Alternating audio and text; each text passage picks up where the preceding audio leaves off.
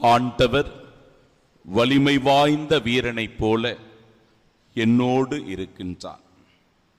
நம் ஆண்டவராகிய இயேசு கிறிஸ்துவின் அன்பும் அருளும் அமைதியும் மகிழ்ச்சியும் உங்கள் அனைவரோடும் இருப்பதாக.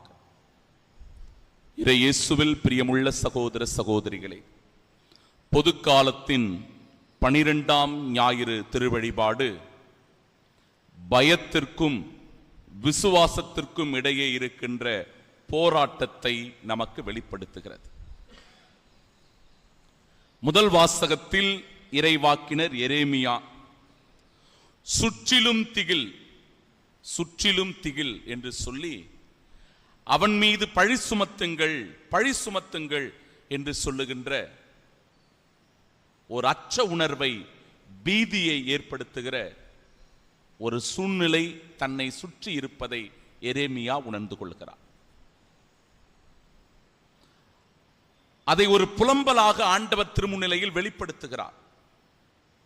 எல்லோரும் எனக்கு எதிராக பேசுகிறார்கள், ஏன் என் நண்பர்கள் கூட என்னை வீழ்த்துவதற்கு பார்க்கிறார்கள். சுற்றிலும் திகில், பழி சுமத்துங்கள் என்று சொல்லுகிறார்கள். பயப்படுறார்.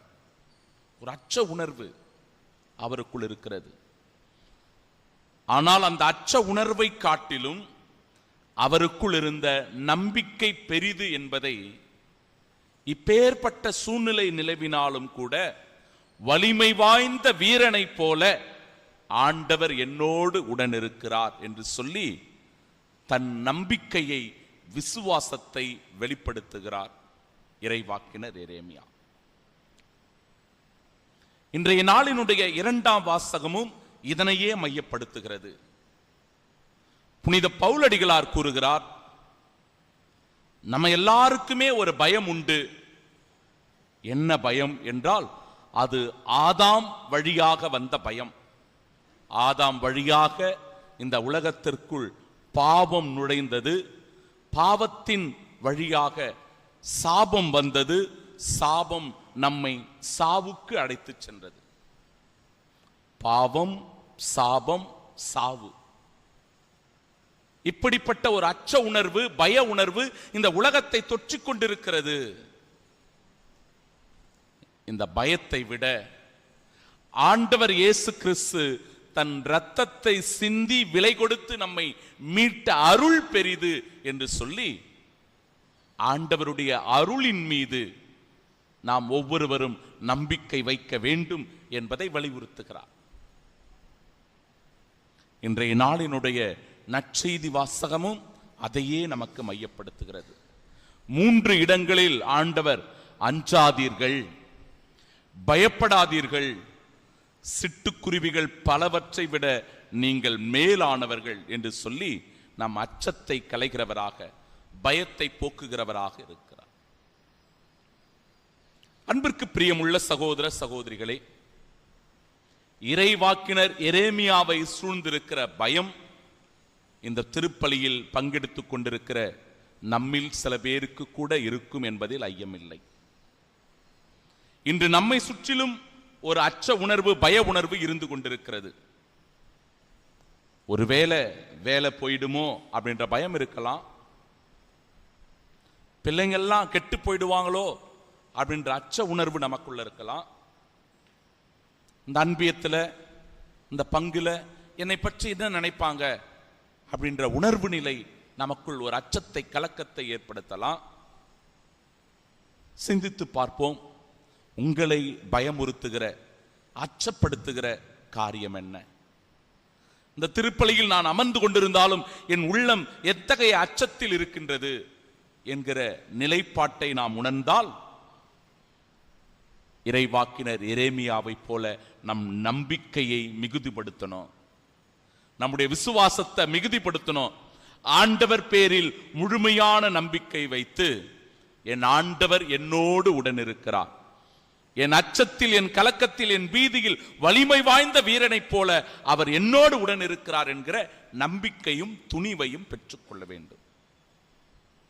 பிரியமானவர்களே, பயம் உங்கள் கதவை தட்டலாம், ஆனால் விசுவாசம் உங்கள் கதவை திறக்கும், கவலைப்படாதீர்கள். இரண்டாவதாக, அருள் உன் கடந்த கால வாழ்க்கையை விட மிக பெரிது என்பதை உணரணும்.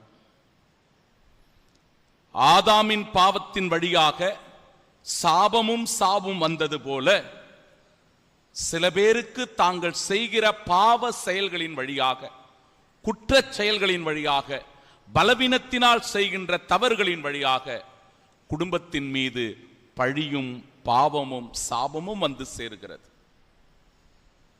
இந்த உலகத்திற்கு எப்படி ஆதாம் வழியாக பாவமும் சாபமும் சாவும் வந்ததோ, நாம் செய்கிற குற்றம் தவறுகளுக்கு ஏற்ப நம் குடும்பத்திற்கும் நம் வாழ்விற்கும் கூட இத்தகைய ஒரு அச்ச உணர்வும் பாவ சூழ்நிலையும் சாபமான நிலையும் உண்டு.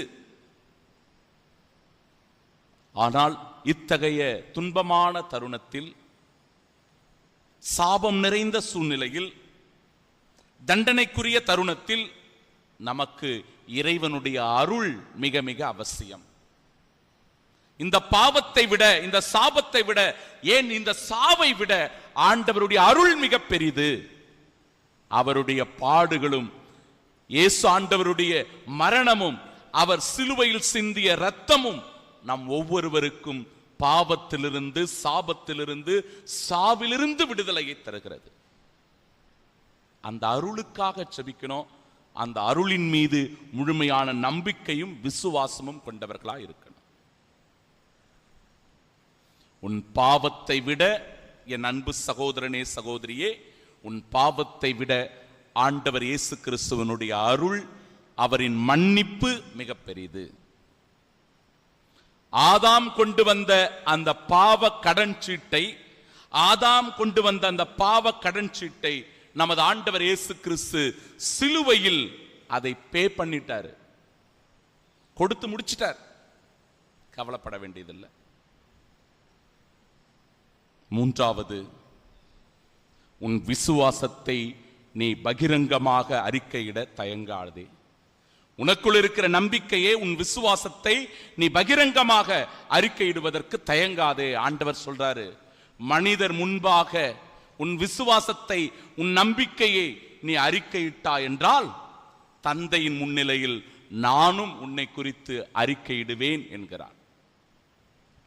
நீ வெறும் சிட்டுக்குருவி அல்ல மகனே, மகளே, நீ வெறும் ஒரு சிட்டுக்குருவி அல்ல.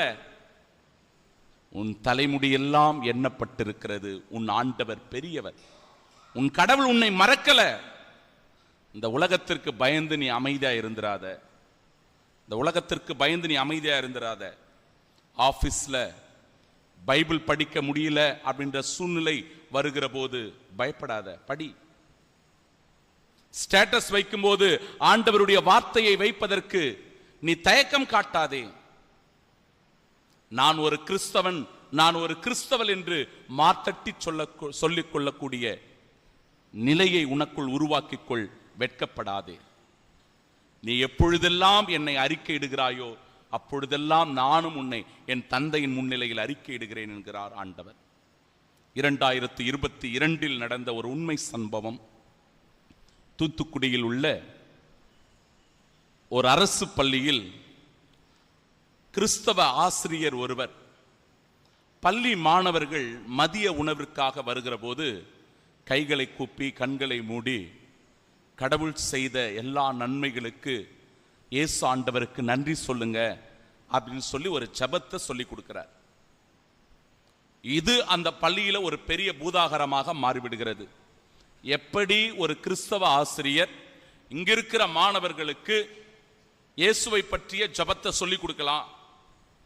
இது குற்றம், இது தவறு, இது நீடித்தால் இந்த ஆசிரியரை நாம் வேலையிலிருந்து தூக்கணும் அப்படின்னு சொல்லி எல்லாரும் முடிவெடுத்து அந்த ஆசிரியரை அச்சுறுத்துகிறார்கள். இந்த செயலை செய்யக்கூடாது, நீ ஒரு மதம் மாத்துகிற செயலை செய்கிறாய், இங்க இருக்கிற எல்லோரையும் இயேசு கிறிஸ்துவை நோக்கி நீ அழைத்து கொண்டு போகிறாய், இது ஒரு தவறான செயல், இதை நீ செய்யக்கூடாது, இதை செய்த அப்படின்னா உனக்கு வேலையே போயிடும், கவனமா இருன்னு எச்சரிக்கிறாங்க. இந்த ஆசிரியரும் உறங்கச் செல்லும் போது அவருடைய மனதிற்குள் மிகப்பெரிய ஒரு போராட்டம், தவிப்பு. என் விசுவாசத்தை நான் கைவிட்டு விடுவதா, அல்லது என் வேலையே போனாலும் பரவாயில்லை, இந்த செயலை நான் செய்யணும் அப்படின்னு நான் நினைப்பதா என்கிற போராட்டம், தவிப்பு அவர்களுக்குள். பிரியமானவர்களே, அப்பொழுது இந்த இறைவார்த்தை பகுதிதான் அவருக்கு வலிமை ஊட்டியதாக அவர் சொல்லுகிறார். இறைவாக்கினர் எரேமியா 20வது அதிகாரம் 11வது இறைவார்த்தை, என் ஆண்டவர் வலிமை வாய்ந்த வீரனைப் போல என்னோடு உடனிருக்கிறார் என்கிற அந்த இறைவார்த்தை. மனதிற்குள் அந்த இறைவார்த்தையை உறுதிபட சொல்லிக்கொண்டு மறுநாள் தலைமை ஆசிரியரை சந்திக்க செல்லுகிறார். நான் ஒன்னும் தப்பு பண்ணிடலையே, யாரையும் நான் மதம் மாத்தலையே, அது என்னுடைய நோக்கமும் இல்லையே. என் ஆண்டவர் எனக்கு பல நன்மைகளை செய்திருக்கிறார். என் வாழ்க்கையில் அந்த நன்மைகளை நான் உணர்ந்திருக்கிறேன். நான் ஒரு சாட்சியாக இந்த இடத்தில் இருக்கிறேன். நான் கண்ட அந்த ஆண்டவரை, அல்லது நான் விசுவசித்து நம்பிக்கை கொள்ளுகிற ஆண்டவரை, எனக்கு நன்மை செய்த ஆண்டவரை என் பிள்ளைகளுக்கு நான் சொல்லிக் கொடுக்கிறேன். இதுக்காக என் வேலை போனாலும் பரவாயில்லை, நான் தயாராக இருக்கிறேன் அப்படின்னு அந்த ஆசிரியர் பகிரங்கமாக தலைமை ஆசிரியரிடத்தில் பேசியிருக்கிறார். அப்பொழுது அந்த தலைமை ஆசிரியர் சொன்னாராம், அம்மா, உங்களுடைய வாழ்க்கையை குறித்து நான் பெருமைப்படுகிறேன், உங்களை நான் மனதார பாராட்டுகிறேன். இப்படி பெரிய ஒரு அச்சுறுத்தல் உங்களுக்கு இருந்தாலும் கூட பகிரங்கமாக துணிவோடு உங்கள் விசுவாசத்தை நீங்க அறிக்கையிட்டு இருக்கிறீங்க, உங்க நம்பிக்கையை நீங்க எடுத்து சொல்லியிருக்கிறீங்க. இனிமே உங்களை யாரும் இந்த பள்ளியில தொந்தரவு படுத்த மாட்டாங்க, நீங்க செய்கிற அந்த நற்செயலை தொடர்ந்து செய்யுங்கள் என்று சொல்லி பாராட்டி அனுப்பினாராம் அந்த தலைமை ஆசிரியர். என் அன்பு சகோதர சகோதரிகளே, இந்த உணர்வு நிலையை பெற்றுக்கொள்ளுகிற நாம் இந்த வாரம் முழுவதும் கடவுளுடைய உடனிருப்பை நம் வாழ்வில் உணர்ந்து, என் ஆண்டவர் எல்லா சூழ்நிலையிலும், என் அச்சத்தில், என் கலக்கத்தில், என் பீதியில், என் விசுவாச தளர்ச்சியில் வலிமை வாய்ந்த வீரனைப் போல என்னோடு உடனிருக்கிறார், நான் அஞ்ச மாட்டேன் என்கிற உறுதியோடு இந்த நாளிலும் இந்த வாரத்திலும் அடியெடுத்து வைப்போம். ஆமீன்.